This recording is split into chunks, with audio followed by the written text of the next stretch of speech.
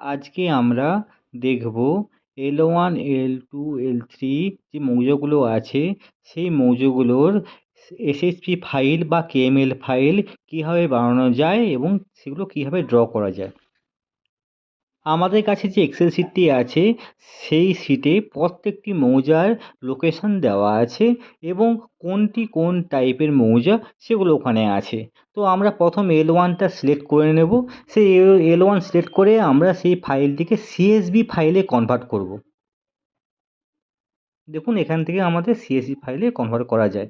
যে কোনো দুটো ফাইলের মধ্যে একটা কনভার্ট করলেই হবে। আমি আগে থেকে সিএসভি ফাইল কনভার্ট করে রেখেছিলাম, তো সেটাকে নিয়েই আমি কাজ করব ডেমনস্ট্রেশনের জন্য।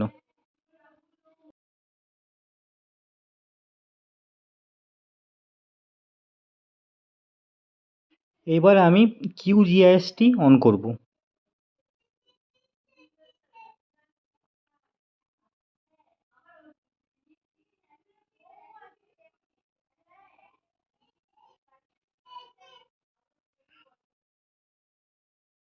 কিউজিআইএস অন হলে আমাদের এইভাবে একটি ইন্টারফেস আসবে, যেখানে আমরা ওয়েস্ট বেঙ্গল বাউন্ডারিটা অ্যাড করে নেব।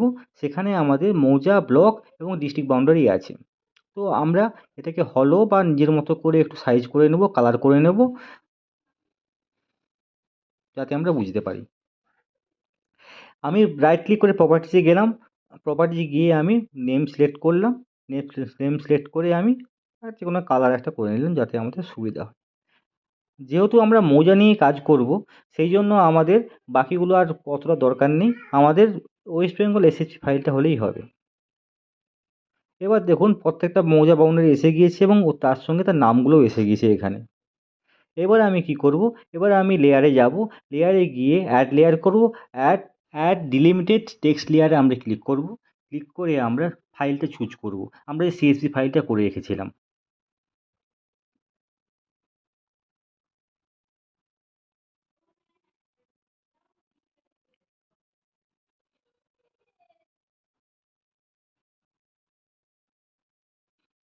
দেখুন আমার পয়েন্টগুলো এসে গিয়েছে।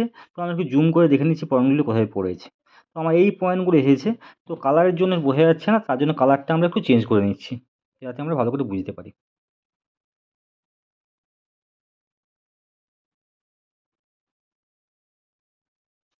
দেখুন এখানে ৩-৪টি মৌজাকে নিয়ে আমি দেখাচ্ছি কীভাবে মৌজাগুলো সিলেক্ট করতে হয়। তো আমরা সিলেক্ট অপশানে গেলাম, মৌজাগুলো সিলেক্ট করলাম। যেখানে যেখানে আমার রেড পয়েন্টগুলো পড়েছে এই মৌজাগুলো আমাদের সিলেক্ট হবে। একটা একটা ধরে ধরে আমি সিলেক্ট করলাম। দেখুন কালার চেঞ্জ হয়ে যাচ্ছে, ইয়েলো হয়ে যাচ্ছে কালার। এবার আমার সিলেক্ট করা হয়ে গেলে আমি কি করব, ওয়েস্ট বেঙ্গল এসএসপি যে ফাইলটা ছিল সেখান থেকে আমরা এটাকে এক্সপোর্ট করব। এখানে অনেক রকম ফাইল এক্সপোর্ট করা যায়। এখান থেকে আমরা এসএসপি ফাইলও করতে পারি, কেএমএল ফাইল করতে পারি। আমি কেএমএল ফাইল করে নিচ্ছি। যে কোনো একটা নাম দিয়ে দিলাম, আমি একটা নাম দিয়ে আমি এটা এক্সপোর্ট করব।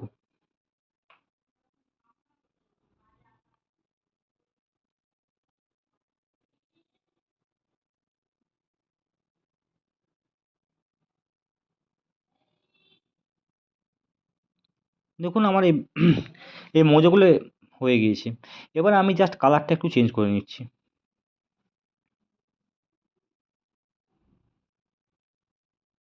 এবার দেখুন আমার যে সকল মৌজাগুলো আমি সিলেক্ট করেছিলাম সেগুলো আলাদাভাবে আমার রেডি হয়ে গিয়েছে। আমি পিছনের লেয়ারটা অফ করলে বুঝতেই পারছেন রেডি হয়ে গেছে মৌজাগুলো। এবার আমি পশ্চিম মিদনাপুরের ব্লক বাউন্ডারিগুলো অ্যাড করে নিচ্ছি। তার জন্য আমার আগে থেকে ব্লক বাউন্ডারিটা যেহেতু আমি কেটে রেখেছিলাম, সেটা আমি ওখানে ইনপুট করব।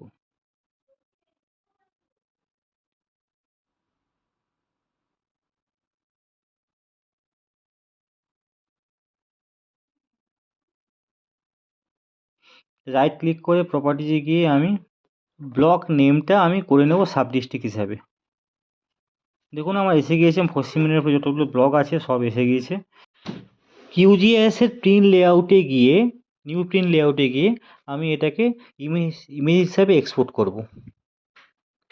ওকে করলাম। ওকে করার পর ড্র ম্যাপ করলাম।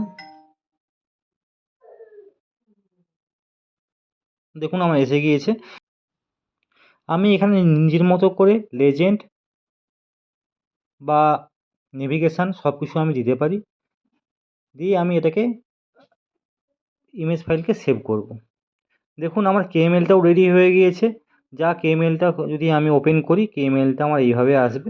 এইখানে আমি কেএমএলে গিয়ে প্রপার্টিজে আমি শেয়ার অ্যান্ড কালার করে আমি চেঞ্জ করতে পারি।